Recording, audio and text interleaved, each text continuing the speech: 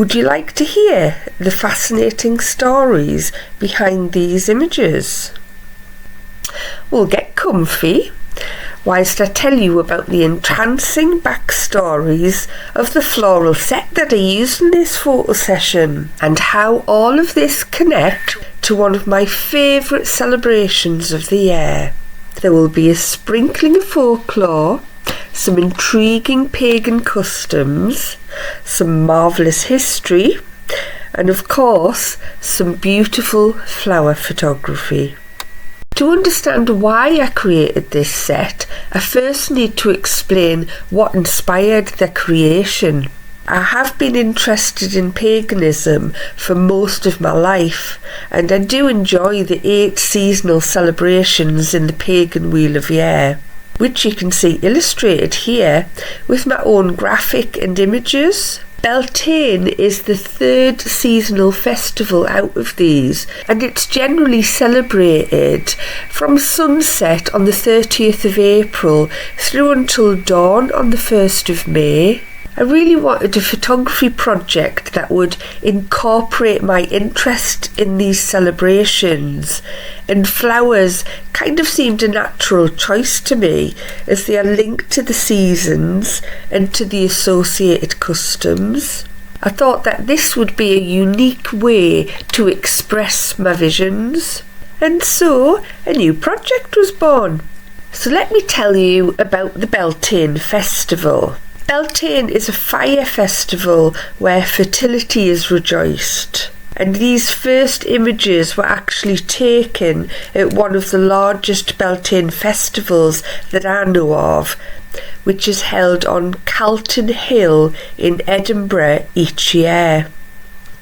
It's an incredible experience where the performers and dancers tell a story of Beltane through procession and performances, and this is accompanied by musicians, mainly drummers, and lots of fire. The May Queen and the Green Man are both a large part of the main focus.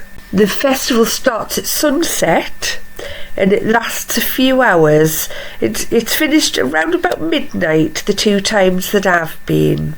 So, whilst many think that this pagan festival is something from history, I can tell you that there are many thousands who celebrate. The Fire Festival in Edinburgh draws visitors from around the world, and it sees crowds of up to 12,000 people attending in just this one evening. It is the most wonderful atmosphere, and I highly recommend a visit if you are able to get up the hill. I've not been for 8 years now, and I certainly hope to return. So let's get to the customs associated with this celebration of earth and animals becoming more fertile, and get into all of that lovely storytelling which will help you to understand the reasons behind the various aspects of these images. In times gone by, cattle were brought out to pasture at Beltane,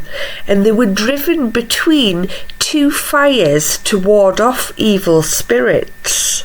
All household fires would be put out and then relit from the Beltane bonfire. Beltane is one of the 2 times where the veil between the human world and the supernatural world is at its thinnest. A time when fairies and riches roam free, and measures need to be taken to ward off their enchantments. It is said to be a time where the Green Man is at his most potent, and the Earth Goddess is warm, inviting, and fertile.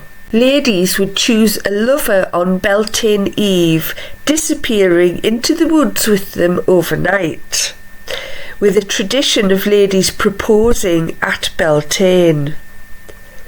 The dew collected at dawn on May the 1st was also used as the holy water of the Druids, and maidens washed their faces in it to retain their beauty and youth.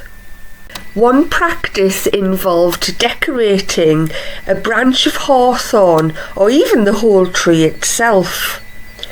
The oldest person in the household was responsible for adorning the hawthorn with ribbons, flowers and shells, which was to remain that way until the 31st of May. Whole neighbourhoods would get together to decorate a tree, and there was actually fierce competition between neighbourhoods to create the most stunning tree. And this even led to the stealing of the trees. And in Victorian times in the UK, the tradition was actually banned because of this. In some areas, it was customary to dance and sing around the May tree, burning it as the Beltane fire at the end of the evening.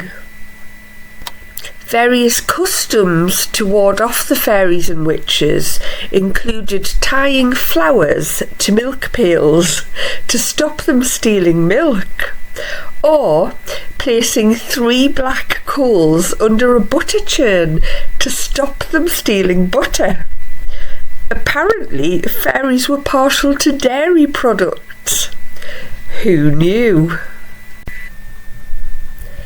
For my Beltane submerged flowers, I started out with a strong base of copper sheet and slate just to weight the set down and stop the flowers floating off.